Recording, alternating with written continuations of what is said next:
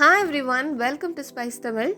இன்னைக்கு நம்ம ரொம்ப சிம்பிளான Bachelors chicken எப்படி செய்யறதுன்னு பார்க்கலாம். நான் ஏன் இத Bachelors chicken னு சொன்னேன்னா, இது செய்யிறதுக்கு 5 நிமிஷமே அதிகம் தான். யாரோட ஹெல்ப்பும் தேவையில்லை. வெங்காயம், தக்காளி இந்த மாதிரி காய்கறி எதுவுமே நறுக்க தேவையில்லை. சூப்பர் சிம்பிளா செம்மையா செஞ்சிடலாம். ஒரு 300 கிராம் சிக்கன் பீசஸ் நல்லா கழுவி எடுத்து வச்சிருக்கேன்.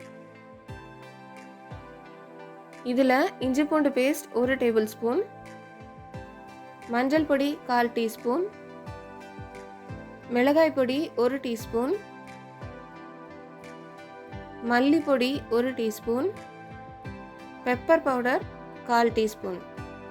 இதுக்கு தேவையான அளவு உப்பு நான் 1/2 டீஸ்பூனுக்கும் கம்மியாகவே தான் சேர்த்துருக்கேன். இந்த பவுடர் எல்லாம் எதுவுமே இல்லைன்னா சிக்கன் மசாலா இருக்கும்ல, அதை வாங்கி சேர்த்துக்கோங்க. இதோட பாதி லெமன் பிழிஞ்சு சேர்த்துடலாம்.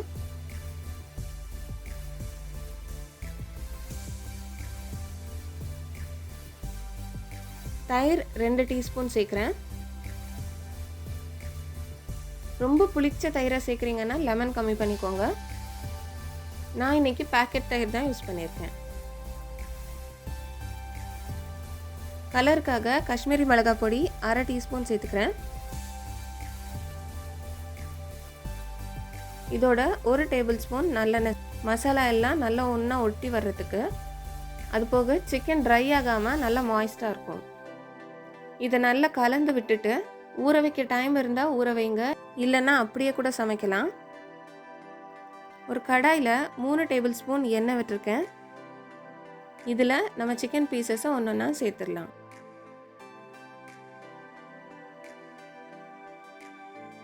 ஒரு 2 நிமிஷம் இதை டிஸ்டர்ப் பண்ணாமல் அப்படியே விட்டுட்டு அதுக்கப்புறம் ஒரு வாட்டி கலந்து விடுங்க. கலந்து விட்டு மூடி போட்டால் போதும். சிக்கன்ல இருந்தே தண்ணி விடும். தண்ணி எதுவுமே சேர்த்துறாதீங்க.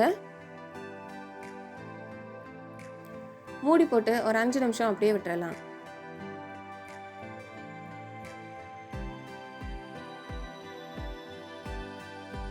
இப்போ 5 நிமிஷம் ஆயிடுச்சு. சிக்கனும் நல்லா வெந்துருச்சு. உங்களுக்கு தேவைப்பட்டால் இந்த ஸ்டேஜ்லேயே நீங்கள் ஸ்டவ் ஆஃப் பண்ணி சாதத்தில் இதை பிசைஞ்சு சாப்பிட்லாம், இல்லை சைட் டிஷ்ஷாக வச்சு கூட சாப்பிட்லாம். இதுக்கு இன்னும் கொஞ்சம் டேஸ்ட் கொடுக்கறதுக்கு இன்னும் ஒரு 1 நிமிஷம் விட்டிங்கன்னா எண்ணெய் பிரிஞ்சு இந்த மாதிரி வெளியில் வரும். இப்படி எண்ணெய் பிரிஞ்சதுக்கப்புறம் நீங்கள் ஸ்டவ் ஆஃப் பண்ணுங்கள். உங்களுக்கு தேவைப்பட்டால் இதில் கரம் மசாலா சேருங்க. ஆனால் கரம் மசாலா இல்லாமலே செம்மையாக இருந்துச்சு.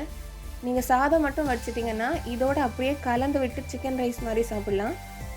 நம்ம அம்மா எல்லாம் இந்த சட்டிலேயே சோறு போட்டு கிண்டி கொடுப்பாங்க. அதில் இருக்கிற டேஸ்ட்டே தனி தான். சாதம் வடித்து இதுலேயே நீங்கள் பெரட்டி கூட சாப்பிட்லாம். டேஸ்ட் பயங்கரமாக இருக்கும். கண்டிப்பாக இதை செஞ்சு பாருங்கள். எல்லாருக்கும் இந்த சிம்பிள் ரெசிபியை ஷேர் பண்ணி விடுங்க. சப்ஸ்கிரைப் பண்ணாதவங்க சப்ஸ்கிரைப் பண்ணிடுங்க.